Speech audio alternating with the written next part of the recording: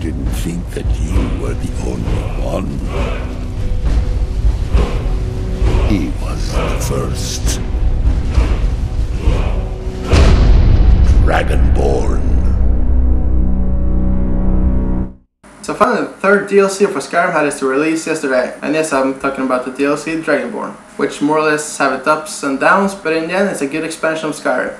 The DLC comes with the new main quest and some side quests as well. You'll also be able to learn new shouts and craft new sets of armor and weapons, and of course face new enemies as well. Some are stronger and some are weaker than you're probably used to.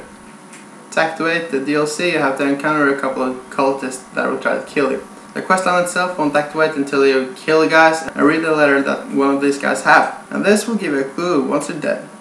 This DLC will take you back to a part of Morrowind, and it's the island called Solstheim. This island worked more or less like in the refugee camp for the Dark Elves, and this is because of the Argonian attacks back in Morrowind. Since the island works as a refugee camp, it's a poor place. A place with little money, but if you can find the right items, you will be greatly rewarded. I'm not sure if you remember Hermes Mora, one of the Daedric princes from earlier in the game. And he is somewhat a big part of the story this time, and you can't complete it without taking some hard choices as well. Well, how hard depends more or less of your nature in the game. The target this time is the first Dragonborn Mirak, which by the way was the one who sent the cultist after in the first place. To grow strong enough you have to do as Hermes Mora commands you to, as it is he who learned Mirak the secrets and knowledge that gave him the strength he now possesses. As a reward for your loyalty, the Daedric Prince will give you the same knowledge and secrets as Mirak. This knowledge and secrets will help you greatly in the final battle against Mirak. But it's not just a simple scroll we're talking about. No, it's the knowledge of how you can tame a dragon, and of course how you can be as tough as them physically too. Wait, tame dragons? Yes, you can now tame dragons for a short while and fly them. You can command the dragons to attack a certain target of your choice. All you have to do is just lock on a target and press the left stick. The only downside with the dragon flying is that you can only travel to other locations with the fast travel mode. And I have to be honest and say, I was really disappointed when I found out this was how we could ride the dragons. I was looking forward to fly them and steer them more or less like you can with the horses. So, for me this is a, well, huge disappointment and of course a little minus. And while we're talking about the dragon flights, well, when they give the order to attack, they sometimes have a strange flight pattern and with some unnatural movements as well. One thing that gave me a real surprise was how low the damage output of your dragon was, especially if you compare them to the other dragons you've encountered before and how much damage they can do on you. This DLC contains more side quests as well, and the side quests I found most interesting are the Black Book quests.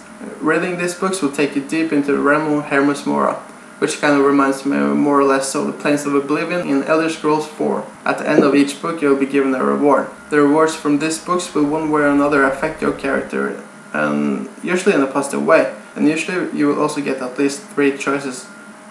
What? Thalmor Elves here in Solstheim? Yeah, it is. But the Thalmor Elves have little to do here. Besides for being a part of one of the side quests, they actually don't have much to do here. And if you complete this side quest, you will be able to sell them whatever they ask for. But of course, if you let them live or kill them, actually it doesn't matter, because in the end you only need one thing from them. This can also be a hint of what's to come in a future DLC or probably the next game in the series. Anyway, how you choose to interact with these elves are totally up to you. On Solstheim you will also most likely come across a whole new crafting mineral. Of what the locals can tell about it, it's enchanted ice called Stalrim. The Stalrim is just as tough as iron and stone, but you have to get your hands on an ancient Nordic pickaxe if you want the mansa. Dragonborn was disappointingly short, and I completed it in just a few hours. But as usual, Skyrim is what you make it to be. For me, the whole DLC was too short, and the dragon riding was very disappointing.